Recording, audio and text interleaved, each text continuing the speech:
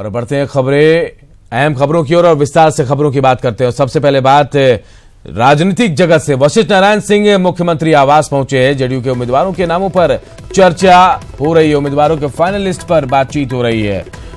तो सीटों के ऐलान के बाद आज जेडीयू में भी उम्मीदवारों के नाम पर चर्चा हो रही है और इसी सिलसिले में पार्टी के प्रदेश अध्यक्ष वशिष्ठ नारायण सिंह सीएम नीतीश कुमार के आवास पर पहुंचे। आपको बता दें इस दौरान जेडीयू के 17 उम्मीदवारों के नामों पर चर्चा हो रही है। उम्मीद जताई जा रही है कि कल तक सभी प्रत्याशियों के नाम घोषित कर दिए जाएंगे।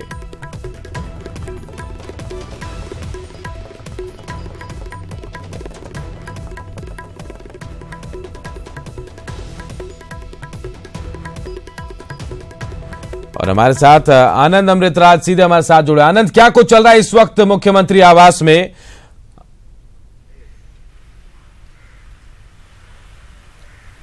देखिए अनूप, मुख्यमंत्री आवास में एक महत्वपूर्ण बैठक चल रही है। लगभग 10 बजे के आसपास बिहार के जो जेडीयू के प्रदेश अध्यक्ष हैं वशिष्ठ नारायण सिंह, आरसीपी सिंह और नीतीश कुमार के बीच में महत्वपूर्ण मुलाकात चल रही है और 17 सीटों पर कौन कौन से उम्मीदवार होंगे उसको लेके अंतिम दौर में बातचीत चल रही है और उम्मीद है कि आज देर शाम या फिर कल तक उम्मीदवारों के नाम का ऐलान कर दिया जाएगा और उसके पहले पूरी कोशिश है पार्टी की कि ऐसे उम्मीदवार उतारा जाए जो इस बार के लोकसभा चुनाव में जीत हासिल करे। जो सामाजिक समीकरण के हिसाब से जो जेडीयू को सीट मिली है उसमें जेडीयू कोई गलती नहीं करना चाहता और एक एक सीट पर फूक फूक के अपने उम्मीदवार उतारना चाहता है। हमारे साथ जेडीयू के प्रवक्ता हैं डॉक्टर अजय आलोक, इनसे बातचीत करते हैं। लगभग 2-3 महीना पहले कौन सी पार्टी कितनी सीटों पर लड़ेगी घोषणा हो जाती है। अब ये भी घोषणा हो गया कि कहाँ से कौन सी पार्टी लड़ेगा। नामों में इतनी देर क्यों हो रही है? नहीं, नामों में देर क्या हो रही है भाई? आज प्रथम चरण का चुनाव, आज से नॉमिनेशन शुरू हुआ है। कल परसों में प्रथम चरण के लिए हमारे प्रत्याशी जो भी हैं वो अपना नामांकन भर देंगे और हम नामांकन के हिसाब से प्रत्याशी दर प्रत्याशी हम लोग यानी कि फेज वाइज, क्या आप जो बता रहे हैं अजय जी, फेज वाइज उम्मीदवार हो सकता है फेज वाइज ही उम्मीदवार दें, क्योंकि हड़बड़ी क्या है, जिसको पता है जहां कंफर्म मंथन नहीं करेंगे तो मोती कैसे निकलेगा। कहीं ऐसा तो नहीं है कि महागठबंधन में जो सीटों का पेच फंसा हुआ है, आप जब अब अपने उम्मीदवार एक तो आप लोग को बता दूं, ये महागठबंधन बोलना बंद कर दीजिए। कौन सा महागठबंधन? चलिए, लेकिन एक बात बताइए, ऐसा तो नहीं है कि अगर उम्मीदवारों का नाम का ऐलान किया एक साथ तो उसकी नाराजगी कहीं पार्टी को झेलनी न पड़े? अब हम समर में उतर चुके हैं, अब हम नाराजगी की चिंता करेंगे? हम अपना काम कर रहे हैं, उनसे हमारा क्या मतलब है? उनकी तो सीटों की संख्या तक निर्धारित नहीं हो पाई है। हम यहाँ कैंडिडेट फाइनल फेज में हैं। मंथन, मैंने फिर कहा, मंथन नहीं करेंगे तो मोती कैसे निकलेगा? और जेडीयू के 17 के 17 मोती निकल के आएंगे। अच्छा, एक जो हमारे सूत्र है बता रहे हैं कि 1-2 सीट ऐसा है जिसको लेके मामला अभी भी फंसा हुआ है और शायद ऐसी खबर मिल रही है कि वो एक्सचेंज की बात हो सकता है लास्ट मिनट में। कुछ बताएंगे? अब ऐसा है कि ये कहाँ से आप निकाल के लाए, ये तो मुझे भी नहीं पता है। अब ये नया मोती आप निकाल के लाए हैं तो इसके बारे में तो आप ही जानते होंगे, हमें तो नहीं पता। अच्छा, एक बात बताइए, कई सारी ऐसी सीटें थी जहां पे जेडीयू अपने उम्मीदवार उतारना चाहता था, वो अंतिम दौर में नहीं मिला, लेकिन तीनों गठबंधन में जो तीनों पार्टियां हैं उसमें हर प्रमंडल में जेडीयू अपने उम्मीदवार उतारने में सफल रहे, जबकि कोसी और भागलपुर प्रमंडल की बात करें तो वहां पे बीजेपी ने अपने कोई उम्मीदवार नहीं दिए। देखिए, ऐसा है कि जनता दल यूनाइटेड का ये शुरू से पहले से मानना था, क्योंकि गठबंधन में सबकी सीटें कम हो रही थी। हम वहाँ 25 पे लड़ते थे, हम 17 पे आ गए। बीजेपी 22 सीट जीती हुई थी, बीजेपी भी 17 पे लड़ रही है। तो सभी ने कुछ ना कुछ त्याग अपने हिसाब से किया है। लोजपा 7 पे लड़ी थी, लोजपा 6 पे लड़ रही है। तो उस हिसाब से ये तो संभव नहीं था कि सबका समन्वय हो सके, लेकिन हर पार्टी में कौन उम्मीदवार उतरेगी, ये तीनों दल आपस में भी चर्चा कर रहे हैं। ऐसा नहीं है कि जदयू का उम्मीदवार सिर्फ जदयू की मर्जी से हो रहा है। हम लोग चर्चा कर रहे हैं, लोजपा से भी चर्चा कर रहे हैं, भाजपा से भी, ये वाइस वर्सा तीनों दलों में हो रहा है। इतना अच्छा समन्वय है तीनों दलों के बीच में कि कौन का कहीं से नहीं लड़ पा रहा है तो उसकी पुष्टि आपूर्ति दूसरी दल कर देगा। आप लोग की वजह से शाहनवाज हुसैन, जिनके बारे में चर्चा थी कि उन्हें टिकट मिल सकता है, वो सीट ही जेडीयू के पास आ गई, तो फिर इसको लेकर भी काफी अंदर खाने चर्चा है कि देखिए, ऐसा है कि मैंने फिर कहा कि गठबंधन जब होता है तो सबको कुर्बानी देनी पड़ती है और सबको कुर्बानी देने के लिए तैयार भी है। लक्ष्य क्या है? लक्ष्य है 40 में 40 जीतना, नरेंद्र मोदी जी को प्रधानमंत्री बनवाना, जिसमें बिहार की महत्वपूर्ण भूमिका और योगदान हो। हमारा लक्ष्य उसी पे केंद्रित है, इसीलिए हमें कोई चिंता नहीं है उसकी। बिल्कुल, आलोक जी मेरे साथ रहिएगा। और मैं अनूप आपको एक और अपडेट दे दूं, जो हमारी जानकारी है कि मुख्यमंत्री नीतीश कुमार जब आज या कल में उम्मीदवारों का नाम का ऐलान हो जाएगा, उसके बाद जेडीयू कार्यालय में अपना ज़्यादा वक्त गुजारेंगे। वो जेडीयू कार्यालय में बैठेंगे ताकि जो उम्मीदवार उतारे गए हैं उनकी रणनीति क्या हो और पार्टी के कार्यकर्ताओं से, जो भी पार्टी के पूरे बिहार में जहाँ जहाँ पे जेडीयू ने अपने उम्मीदवार उतारे हैं, चलिए थोड़ा उनके इंतजार कार्यकर्ता करते हैं, अगर आनंद। पहुंचे तो नीतीश कुमार ज्यादा वक्त दे सके। बिल्कुल, थोड़ा इंतजार करते हैं। जब बैठक के बाद तमाम तस्वीरें साफ होगी, कौन उम्मीदवार कहां से लड़ेगा, ये तस्वीरें साफ होगी तो वापस हम आपसे जुड़ने की कोशिश करेंगे। बहुत बहुत शुक्रिया। फिलहाल एनडीए में सीट शेयरिंग को लेकर जेडीयू का कहना है कि सभी 40 उम्मीदवार तैयार हैं और जल्द ही इसका ऐलान कर दिया जाएगा। जेडीयू प्रवक्ता नीरज कुमार ने कहा कि जो लोग ये कयास लगा रहे थे कि अंतर्विरोध है, उनकी उम्मीदों को झटका लगा है। एनडीए ने सभी सीटों पर कौन सा दल लड़ेगा इसका भी ऐलान कर दिया और जल्द ही उम्मीदवारों के नाम का भी ऐलान हो जाएगा। लगाते थे कि अंतर्विरोध है तो 4-5 महीना पहले हम लोग सीटों की संख्या बता दी। कल सीटों को चिन्हित कर दिया कि कौन सी पार्टी कहां लड़ेगी। कहीं कोई मामला नहीं है। अब उम्मीदवार चयन का सवाल है, उसकी सार्वजनिक घोषणा भी की जाएगी। सक्षम आपके 17 उम्मीदवार तैयार है? अरे हमारा उम्मीदवार सब तैयार है, हमारा 40 उम्मीदवार तैयार है एनडीए का। कहीं कोई बात नहीं है। हमारे यहाँ न पार्टी के स्तर पर कोई मतभेद, न कार्यकर्ताओं। तो फिर आज उम्मीद है कि आज मंथन होकर उस पर उम्मीदवारों का भी चयन हो जाएगा, उनके नाम की घोषणा हो जाएगी। इस संबंध में तो पार्टी का शीर्ष नेतृत्व जो घटक दल का है वो जब सीट हमने चिन्हित कर दिया और चुनाव की घोषणा हो गई तो उम्मीदवार नहीं रहेगा। और गिरिराज सिंह कुछ बोल रहे हैं, वो सुनते हैं। अलग रूरल इकोनॉमी का मॉडल खड़ा हो, अगर किसी पंचायत में 20 से 25 करोड़ रुपया हो और 2000 लोगों के हाथ में जाए तो समझिए मेरे जीवन में तो मेरा जीवन धन्य हो जाता। लेकिन मैं उसको पूरा करूंगा, मैं उसमें लगा रहूंगा, मैं उससे जुड़ा रहूंगा। आप कहीं बिहार नेतृत्व, चाहे अध्यक्ष हों बिहार के या फिर बिहार के प्रभारी हों, इन लोगों की कमजोरी देखते हैं। औरंगाबाद जदयू का गढ़ है लेकिन भाजपा को मिला, तो मैं इस पर कोई टिप्पणी नहीं करूंगा क्योंकि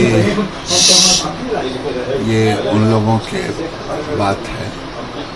इतना जरूर है कि मैंने अंतिम दम तक कहा था कि मैं चुनाव लड़ूंगा तो नवादा से। अभी जो बातें आ रही हैं, आपके लोग भी कह रहे हैं, आप थोड़ा सा उससे अलग दिख रहे हैं कि आप इस बार चुनाव अब नहीं लड़ेंगे, नवादा ही अंतिम है, विकल्प अंतिम है, उसके अलावा कहीं से नहीं। देखिए, मैं कार्यकर्ता था और आज भी कार्यकर्ता हूँ, सांसद हूँ और आगे भी कार्यकर्ता रहूंगा, क्योंकि मैं कोई नेता बन के पार्टी में नहीं आया था, तो कार्यकर्ता बन के आया था, कार्यकर्ता था, हूँ। और आप अभी अपने लोगों को कह रहे थे जब नरेंद्र मोदी को कोई प्रोटेक्ट नहीं करता था, जब उनका खाना कैंसिल कर दिया गया था, तो उस समय आपने ये सब बेकार की बात, ये सब बेकार की बात है। ये सब राजनीति में होते रहता है। ये सब कार्यकर्ता का धर्म है कि अगर नेता के प्रति कोई विद्वेष की भाव फैलाए तो कार्यकर्ता वहां खड़ा हो जाए स्तंभ बनकर। तो मैं कार्यकर्ता था, मैंने कहा कार्यकर्ता की तरह खड़ा हो गया। तो क्या वो स्तंभ तो को तोड़ने के लिए नवादा से बेगूसराय किया? अभी भी मैं कार्यकर्ता हूँ। वो स्तंभ, कार्यकर्ता के स्तंभ को कौन तोड़ेगा? नहीं, मनोबल को तोड़ने। नहीं, मनोबल। प्रियंका गांधी आज से गंगा यात्रा पे हैं, 140 किलोमीटर की यात्रा करेंगी बनारस। तो नवादा सीट शिफ्ट होने से गिरिराज सिंह आहत हैं, अपना दर्द बयां किया और कहा कि उन्होंने कहा था कि वो लड़ेंगे चुनाव तो नवादा से लड़ेंगे, और इसके बाद कुछ कहने से उन्होंने इनकार कर दिया। कहा कि मैं कार्यकर्ता था, कार्यकर्ता हूं और कार्यकर्ता रहूंगा। लेकिन उनका दर्द इन बयानों से साफ झलक रहा था कि वो क्या चाहते थे और क्या हो गया। हम आपको बता दें कि नवादा सीट जो है जेडीयू के खाते में गई है और कहीं ना कहीं ये सीट जो है फायर ब्रांड नेता गिरिराज सिंह के नाम थी। पहले वो यहां से सांसद थे, लेकिन अब गिरिराज सिंह कहां से चुनाव लड़ेंगे ये उम्मीदवार जब तय होगा उस समय तय किया जाएगा।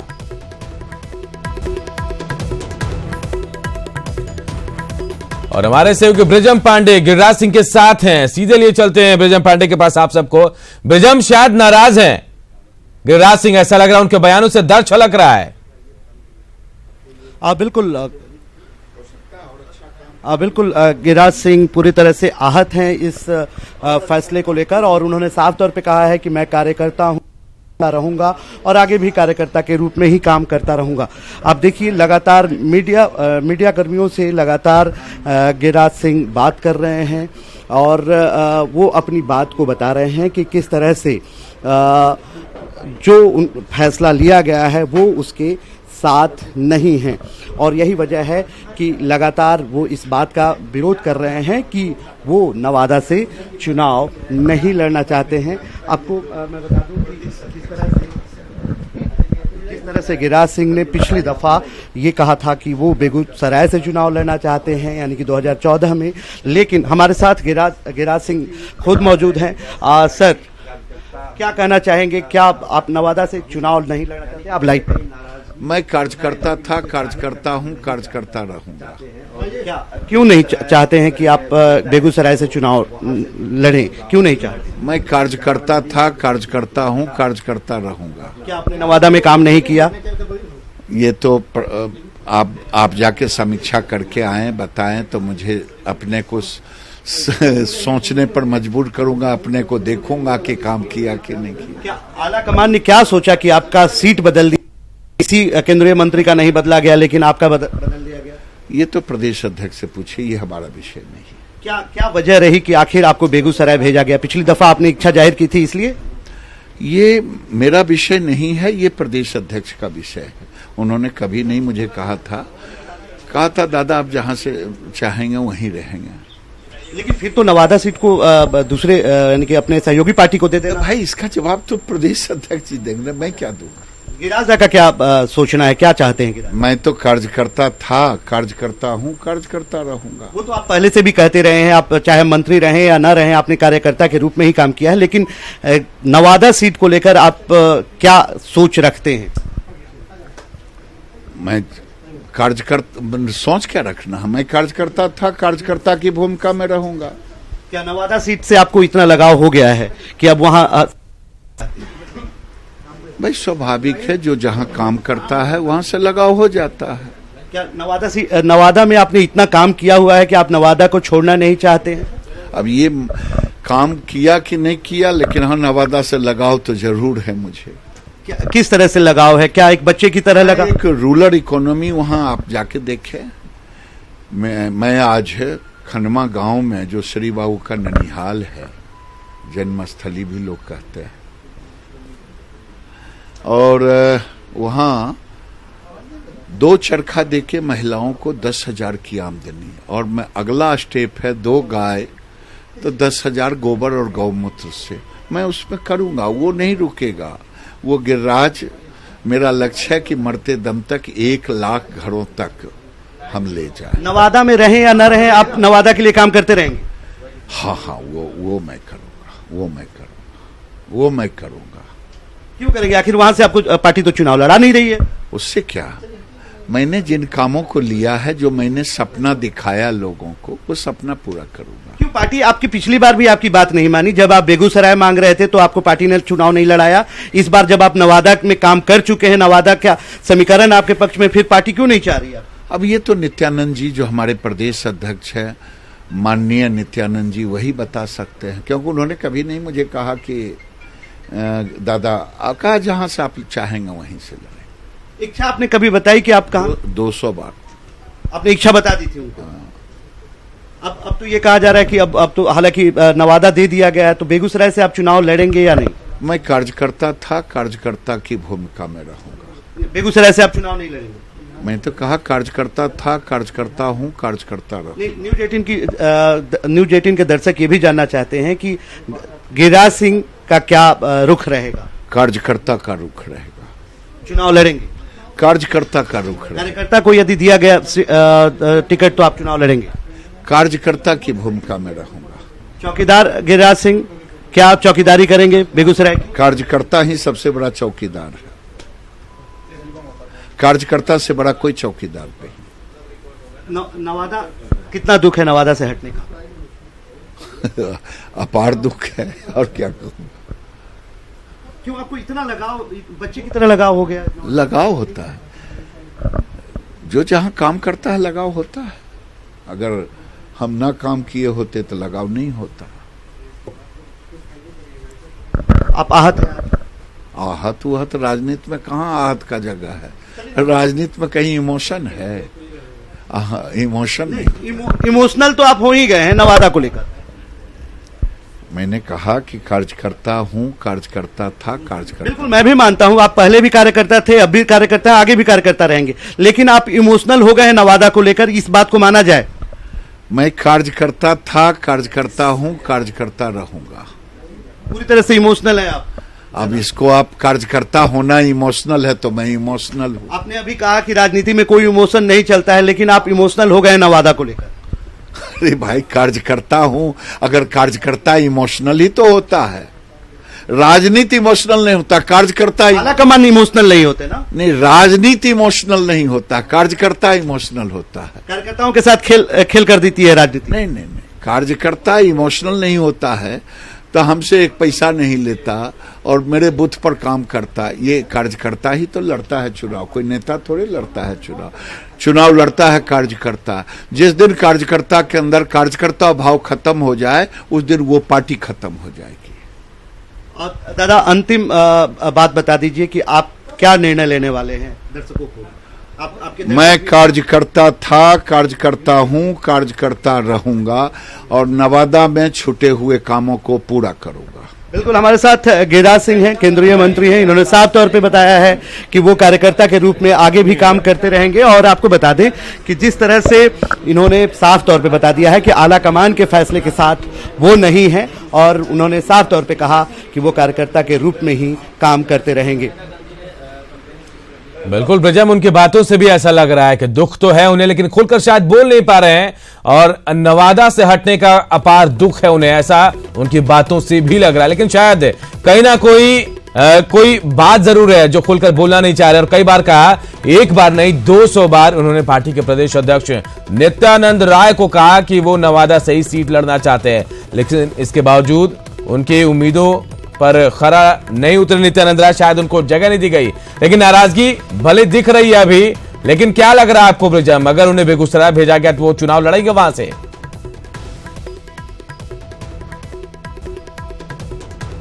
देखिए, उन्होंने साफ तौर पे बताया है कि उन्होंने पिछली दफा ये निर्णय लिया था कि पिछली दफा वो बेगूसराय को चाहते थे, लेकिन जब वो उन्होंने नवादा से चुनाव लड़ा और नवादा से उन्हें भारी मतों से जीत हासिल हुई, उसके बाद नवादा में उन्होंने काम करना शुरू कर दिया और काम इस कदर किया कि उन्हें इस बात से लगाव हो गया कि नवादा से यदि वो दोबारा चुनाव लड़ते हैं तो भारी मतों से जीत हासिल करेंगे। और यही वजह है कि गिरिराज सिंह पूरी तरह से अटैच हो चुके हैं नवादा से, वहाँ की जनता से अटैच हो चुके हैं। वहाँ की जनता लगातार इस बात का विरोध कर रही है कि दूसरे यानी कि दूसरे सहयोगी दल से यदि कोई चुनाव में उतरता है तो एनडीए को नुकसान हो सकता है। और यही वजह है कि गिरिराज सिंह अपने कार्यकर्ताओं को लेकर, अपने कार्यकर्ताओं की बातों को लेकर लगातार इस बात का विरोध कर रहे हैं कि वो नवादा नहीं छोड़ना चाहते हैं, नवादा से ही चुनाव लड़ना चाहते हैं। आपको बता दें कि जिस तरह से बेगूसराय को लेकर ये कहा गया है या कयास अभी लगाया गया, अंतिम मुहर नहीं लगी है अभी उम्मीदवारों के नाम पर, लेकिन बेगूसराय को लेकर ये कहा गया है कि बेगूसराय से